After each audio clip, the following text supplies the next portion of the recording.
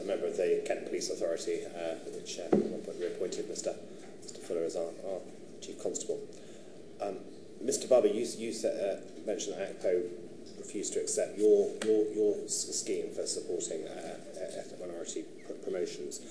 I just wonder, Mr. Fuller, when you, I think, had a role in ACPO, how extensive that was, and what do you think of ACPO's record in this area? I sort of gave my views to ACPO, but they were minority views. And I suppose to a certain extent, people felt they were predictable. Now, for me, it wasn't just about recruitment. It was having strategies to both recruit, retain, and develop staff. So I wanted the issue of diversity tackled on many fronts. Now, in some ways, for some people that was too sophisticated. Certainly at Kent, everyone was very accepting. We won lots of diversity awards. We always received an excellent grading from Her Majesty's Inspectorate of Constabulary, and we were 4th in the Stonewall Index.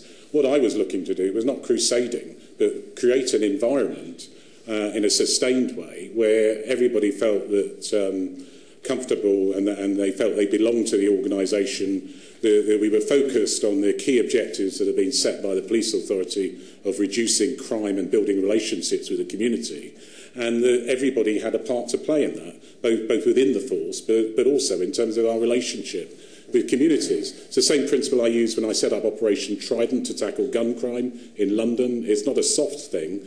The relationship with the black communities, in particular in London, was essential in gleaning intelligence, which went from having no intelligence on people who were responsible for multiple murders to literally being inundated with, 18 months later, with over 3,000 pieces of intelligence. And so, it's more sophisticated than just having a recruiting strategy. And on Trident, are you concerned about the reported winding up of that programme? Yes, I am, because in a nutshell, when we set it up, we looked back over 30 years, and I think every 5 years there'd been a specialist unit of some sort to tackle either crack or drug dealing in London, where there was violent crime associated with it, and it was quite predictable that that would occur every 5 years. So what I felt was needed was something that was sustained. It might be scaled down or scaled up, depending on the extent of the problem.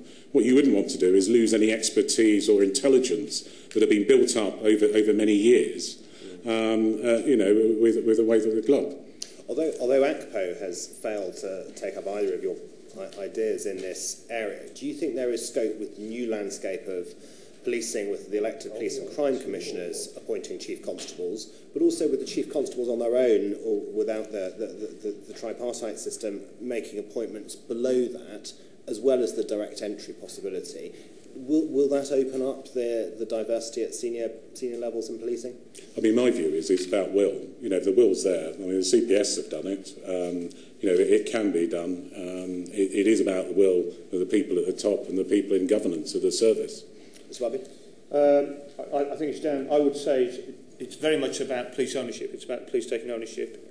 We hear the police talking about new legislation. I don't think it should be about new legislation. I think there's enough at the moment in terms of positive action to enable us to do things that will enhance the number of minorities and women in the organisation. Thank you.